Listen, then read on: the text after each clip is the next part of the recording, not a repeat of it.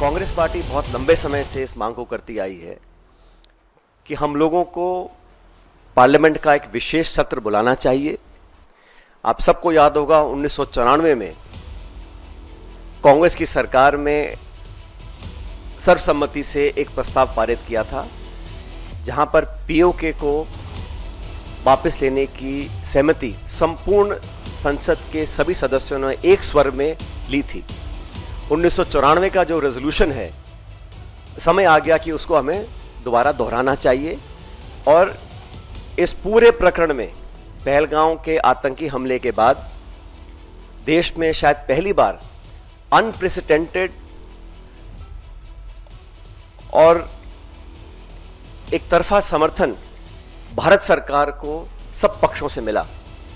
सभी दल, सभी विचारधारा, 140 करोड़ लोग भारत सरकार के साथ खड़े रहे और हमने साफ कहा था कि पहलगाम में जो आक्रमण हुआ है वो भारत की आत्मा पे आक्रमण है और इसका मुंह तोड़ जवाब देना अति आवश्यक है।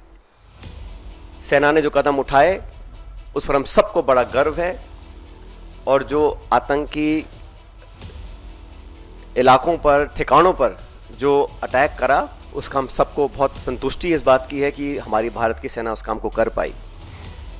लेकिन अनवेवरिंग, अनप्रेसिडेंटेड सपोर्ट जो भारत सरकार को दिया, मैं समझता हूं कि हमारी जो मांग है उसको सरकार को सुनना चाहिए और एक विशेष सत्र पार्लियामेंट का बुलाना चाहिए।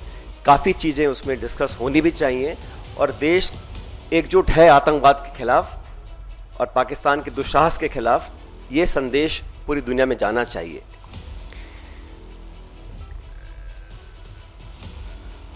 साथियों, जब ये घोषणा मीडिया के माध्यम से, और मैं सिर्फ उन बातों को रखना चाहता हूं जो पब्लिक डोमेन में है, काफ़ी कुछ ऐसी बातें हैं जो हम सबको जानकारी में नहीं है, लेकिन जो पब्लिक डोमेन में है उसको देखकर लगता है कि बहुत से सवाल खड़े हुए हैं।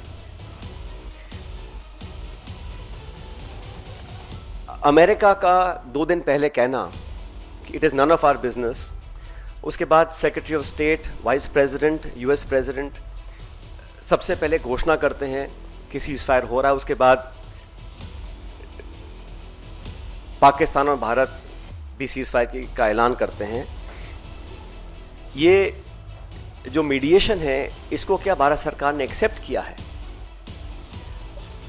और किन कंडीशंस पे इस प्रकार की घोषणा अमेरिका ने करी है, ये बहुत बड़ा सवाल है। उसमें कश्मीर का जिक्र किया गया है।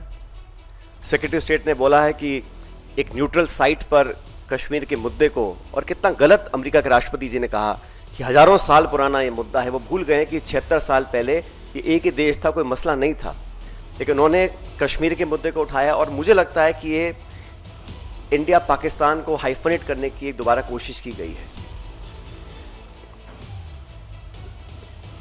IMF का बेल आउट करना, पहले भी बैक चैनल डिस्कशंस होते होंगे, डिप्लोमेसी का अपना एक रोल है दुनिया के हर कोने में, लेकिन इस प्रकार वॉशिंगटन से सीज़फायर की अगर घोषणा होती है तो कई सवाल खड़े करता है। भारतीय थल सेना के पूर्व जनरल्स ने भी जो बातें बोली हैं उस पर भी हमको ध्यान देना चाहिए।